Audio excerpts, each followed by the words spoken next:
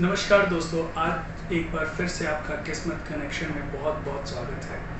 दोस्तों, बहुत खुशी मिलती है जब आप लोगों का प्यार मिलता है। आप लोगों के कमेंट्स पढ़ कर के दिल खुश होता है कि आप लोगों की जानकारियाँ बढ़ रही हैं। दोस्तों, जैसा कि हमने बताया था कि पिछले एपिसोड में कि आज हम बात करने वाले हैं कर्म फल के बारे में, पूर्व जन्म के पुण्यों के कर्म फलों के बारे में। दोस्तों, कहना बिल्कुल गलत नहीं होगा कि एक समय पर कई घर में बच्चे जन्म लेते हैं और सबकी एक ही समय, एक ही जन्म लगन, एक ही नक्षत्र, एक ही राशि, एक ही कुंडली होती है, ग्रह स्थिति एक ही होती है।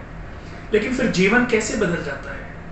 राजा के घर में कोई बच्चा पैदा होता है, वजीर के घर में भी बच्चा पैदा होता है, एक प्रजा के घर में भी, गरीब परिवार में भी, और फुटपाथ पे भी बच्चा पैदा होता है। कुंडली तो एक है, लेकिन फिर सबकी किस्मत अलग अलग क्यों है?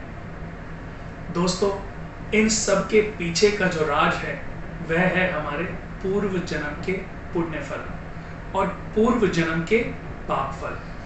हर पल जो मनुष्य अपने जीवन में कर्म करता है, इन्हीं कर्मों से पुण्य बनते हैं और यही पुण्य हमें प्रारब्ध के रूप में जन्म दिलाते हैं।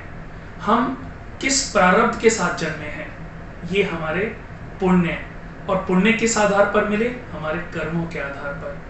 तो दोस्तों, हर पल आप जो कर्म करते हैं इनसे एक फल बनता है, यही फल पुण्य फल में कन्वर्ट हो जाता है और इन्हीं से प्रारब्ध बनते हैं। जब हम अच्छे घर में पैदा होते हैं, उसी के आधार पर हमारी गृहस्थी काम करती है। हम और तरक्की करते चलते हैं और बिजनेस हजारों करोड़ का है तो हजारों करोड़ में प्रॉफिट होता है। अगर एक निम्न श्रेणी, निम्न फैमिली में हमने जन्म लिया है, एक गरीब फैमिली में जन्म लिया है, तो उस आधार पर हमारी तरक्की होती है। अगर फुटपाथ पे हम जन्मे हैं तो उसके अकॉर्डिंग भी हम अपग्रेड होते चले जाते हैं।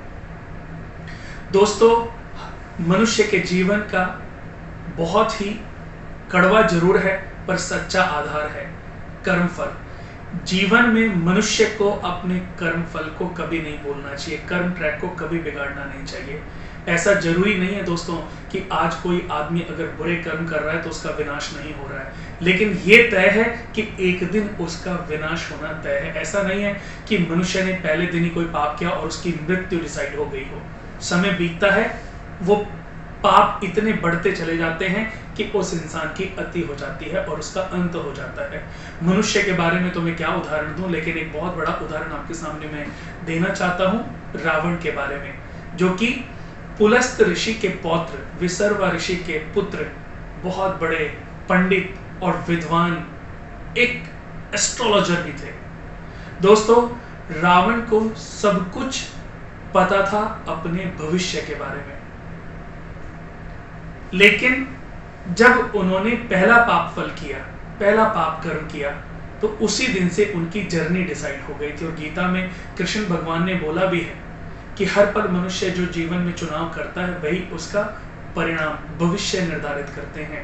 जैसे कि अर्जुन ने कृष्ण भगवान को चुना और कर्ण ने दुर्योधन को चुना, तो कर्ण ने दुर्योधन को चुनाव करते ही अपनी मृत्यु को चुन लिया था और अर्जुन ने कृष्ण भगवान को चुनकर वो अमर हो गए थे। तो दोस्तों, जैसे कि रावण की जब अति हो गई उसका अंत हुआ, ऐसे ही दुनिया में कोई भी मनुष्य ऐसा नहीं है जिसका अंत ना हो। जिस दिन उसके पाप अति का रूप ले लेंगे उसका अंत हो जाएगा। लेकिन इन पाप कर्मों के बारे में हम कैसे जानें, ये मैं आज आपको बताने वाला हूं। दोस्तों, सबसे पहले हमारे चैनल को सब्सक्राइब जरूर करें, बेल आइकन का बटन जो दिख रहा है आपको उसको जरूर दबाएं और ज्यादा से ज्यादा अपने फेसबुक पेज पर इसको शेयर करें, ज्यादा से ज्यादा ग्रुप में इसको शेयर करें। यूट्यूब पर भी हमारा कुणाल वास्तु केंद्र के नाम से चैनल है, उसको भी फॉलो करें और फेसबुक पेज और इंस्टाग्राम पर भी कुणाल वास्तु केंद्र के नाम से हमारा पेज है। ट्विटर पर भी हमारा कुणाल वास्तु केंद्र के नाम से अकाउंट है, उसको भी फॉलो करना बिल्कुल ना भूलें। हर रोज नई नई जानकारियों के साथ हम आप लोगों के साथ जुड़ते रहते हैं। अब अपनी चर्चा को आगे बढ़ाते हैं और बात करते हैं ये कैसे पता चलता है कि हमने पूर्व जन्म में क्या कर्म किए हैं। दोस्तों, किसी भी व्यक्ति की जन्म कुंडली का 5th हाउस हमारे पूर्व जन्म के पुण्यों के बारे में बताता है। पंचम भाव में बृहस्पति को कारक माना गया है।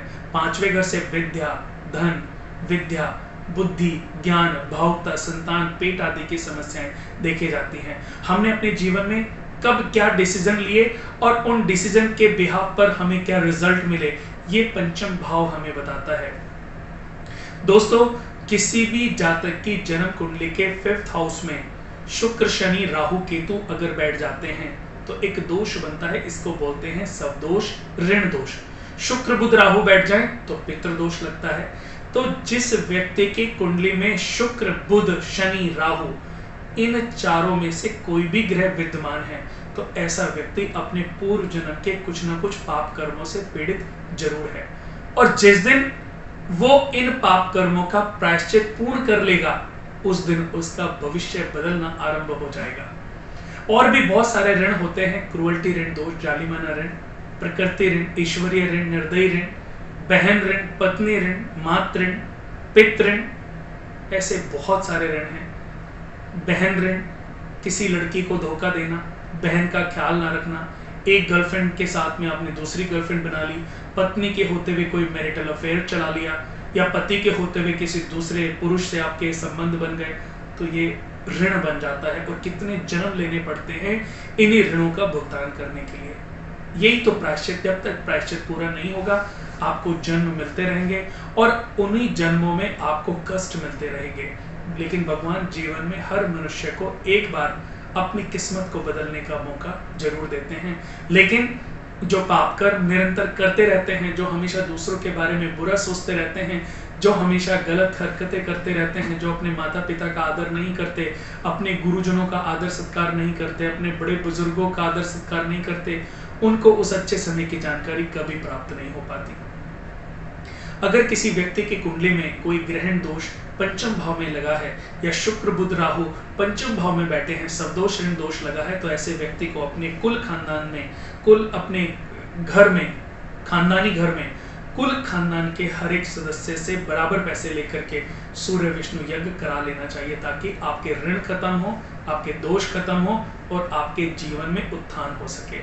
ग्रहों से हमें पता चलता है कि जीवन में उत्थान कब आएगा और पतन कब होगा, लेकिन जब अच्छे कर्म हम करते चले जाते हैं तो दोस्तों बुरे ग्रह भी हमें बुरे फल नहीं देना चाहते, वो भी हमें मुक्त कर देते हैं। तो हर व्यक्ति को यही अनुरोध करना चाहूंगा कि आप अच्छे कर्म करते रहें, अपने माता पिता की सेवा करें, गुरुजनों का आदर सत्कार करें, छोटे भाई बहनों से प्यार रखें, किसी के साथ ईर्ष्या द्वेष भावना ना रखें, तो आपका जीवन बदलता चला जाएगा। दोस्तों आज के लिए बस इतना ही, लेकिन जाने से पहले आपको एक ही चीज कहना चाहूंगा कि अगर आपके जीवन में स्ट्रगल समाप्त नहीं हो रहा है, परेशानियां खत्म नहीं हो रही हैं, तो दोस्तों एक ऐसा उपाय मैं आप लोगों को बताने जा रहा हूं जो आपको काफी लाभान्वित करने वाला है। दोस्तों रविवार से 30 दिन लगातार 100 ग्राम आटा चींटियों को डालना आरंभ कर दें और 43 डेज लगातार पीपल के पेड़ पे जल चढ़ाएं। ये 2 उपाय कर लीजिए, इससे आपके पितृ शांत होंगे, इससे आपके पितरों का आशीर्वाद आपको मिलने लगेगा और पूर्व जन्म के पुण्य कर्मों का फल जो आपको नहीं मिल रहा है, पाप कर्म तो फलीभूत हो गए लेकिन पुण्य कर्म फलीभूत नहीं हो पा रहे हैं, तो इस उपाय से आपको उनमें भी राहत मिलने लगेगी। तो दोस्तों हमारा वीडियो आपको कैसा लगा जरूर बताएं, अच्छा लगा तो इसको ज़्यादा से ज़्यादा शेयर करें और हमारे चैनल को सब्सक्राइब करें। और अगले एपिसोड में हम बात करेंगे बीमारियों के बारे में, ये बीमारियां कैसे प्रबल होती हैं और कैसे हमारे सारे घर की ग्रोथ को खा जाती हैं। आज के लिए बस इतना ही, अगले एपिसोड में फिर आपसे मुलाकात होगी, तब तक के लिए नमस्कार।